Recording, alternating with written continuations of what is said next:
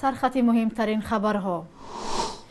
قرض برق توجیک به حجم بودجه برابر شد. ادامه حمله ها در اوکراین کیف را محاصره می کنند و بازداشت یک شهروند قرقیزستان با درخواست تاجیکستان.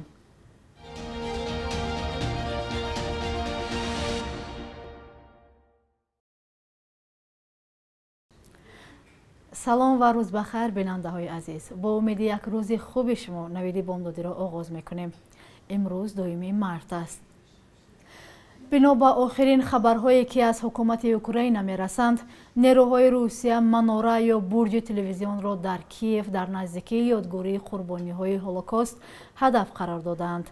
رسانه های محلی گزارش دادند که در نزدیکی مناره چند ترکش به وقوع پیوست و چند نگذشته شبکه‌های تلویزیونی اوکراین پخش برنامه‌ها را قطع کردند.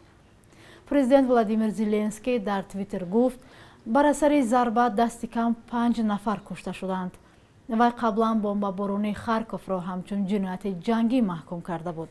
حمله ها در حال صورت گرفتند که کاروان ماشین های نظامی روسیه و توپخانه ها با درازی 65 کیلومتر به شهر کیف پایتخت اوکراین نزدیک می شوند.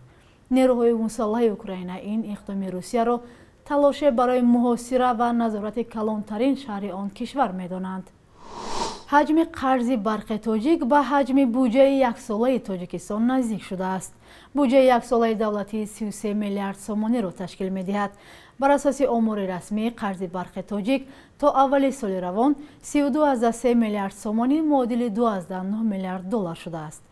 از همه بیشتر شرکت از وزارت مالیه تاجیکستان قرضدار بوده است که آن حدود 24.1 میلیارد سومانی را تشکیل می دهد. گفته می شود شرکت این قرضها را برای تطبیق لایحه‌های نیروی برق گرفته است.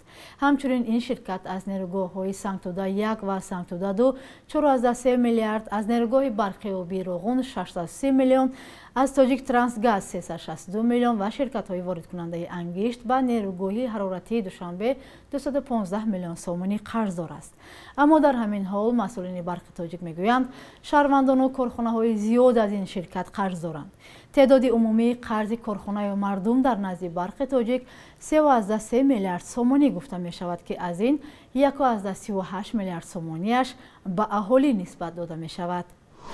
وزارت کارهای خارجی قرقیزستان روز 1 مارس خبر داده است که یک شهروند این کشور با درخواست تاجیکستان در روسیه بازداشت شده است.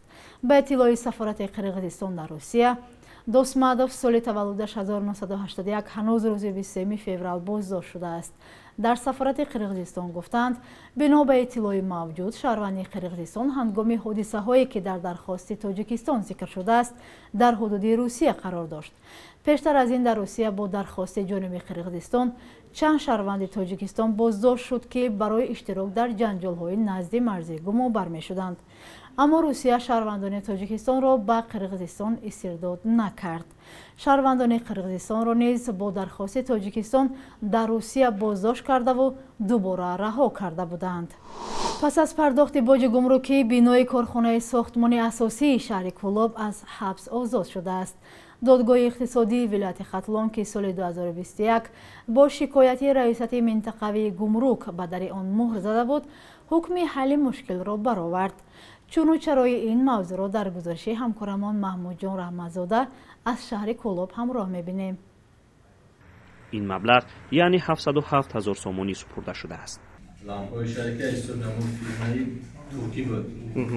اساسو فیرمای دیگری در مبلغ کولوب پست چی میگن؟ پست گلیستان. اون مبلغ روش پرداخت شد. شهرداری هم گفت که 11 میلیون سومانی قرض شهرداری پرداخت شد. خب از حساب روشنوکی کوچه‌های مرکزی و اینچنین گرد اطراف شهر مبلغ‌های معین بود قرضداری که به واسطه دستگیری پیشوای معظم ملت ما توانستیم در ماه آخر ماه دکبر این مبلغ‌ها رو به پورگی پرداخت کنیم. برای شهرداری 2 سال ضرور شد که این مبلغ را پرداخت کند، ولی معلوم نشد این کشالکاری که به بودجه دولت زیان آورد با عیب کی سر زده است. 300 قندیل را سال 2019 شرکت ترکی ارتا گروپ دیزدکر LTD با درخواست حکومت محلی وارد کرده بود.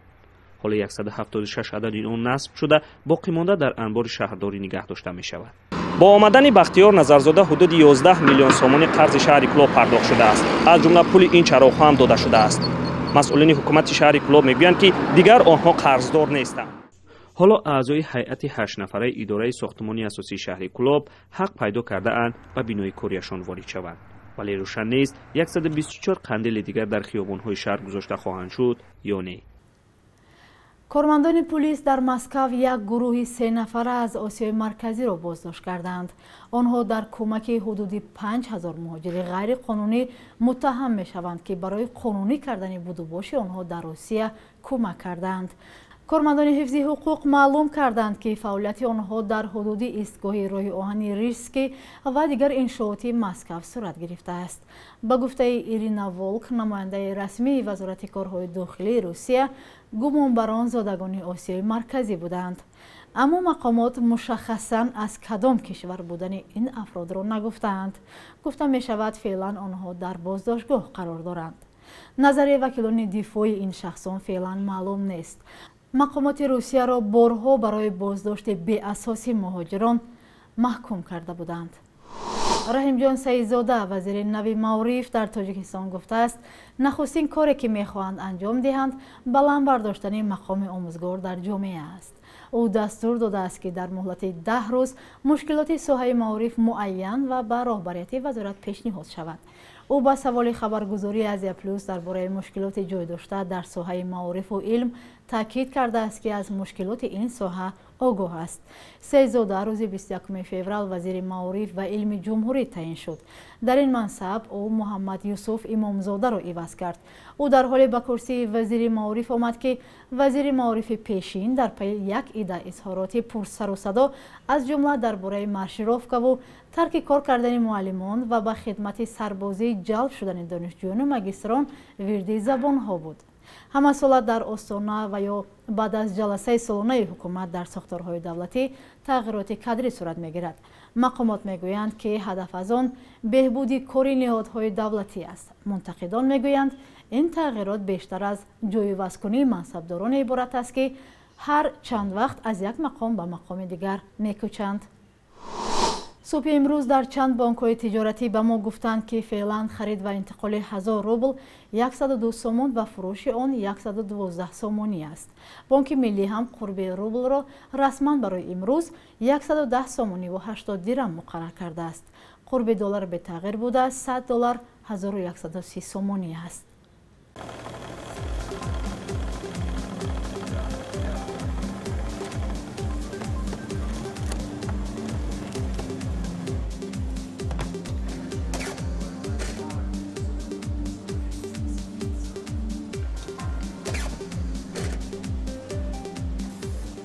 بخش یک روز تاریخ را در تهیه همکارمان خیرمان بقازاده همراه می‌بینیم.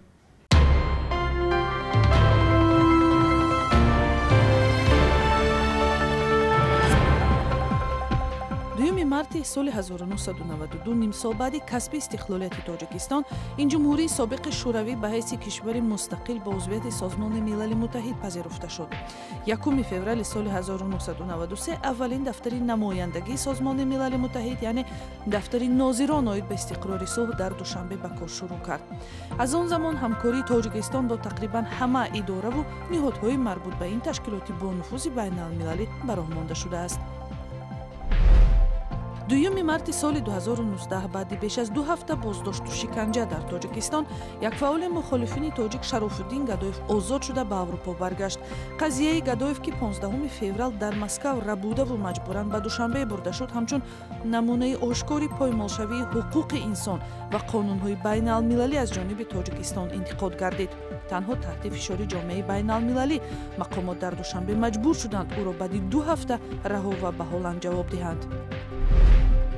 2 марти соли 1945 журналист ва корманди ширкати BBC дар Тоҷикистон Муҳиддин Олимпур таваллуд шудааст. аз аввалин хабарнигорони тоҷики ширкати давлатии Бритониё дар бахши форсии BBC дар бораи охирин таҳаввулоти сиёсиву фарҳангии Тоҷикистон гузоришҳо таҳия мекард.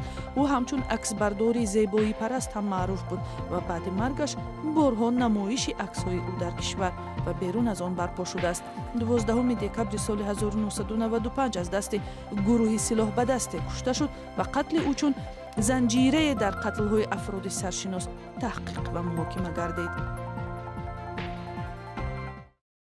бинандагони азиз, ин буд барномаи навиди бомдодӣ. фардо ҳамин вақти соат шуморо мунтазирем. худо нигаҳбонатон.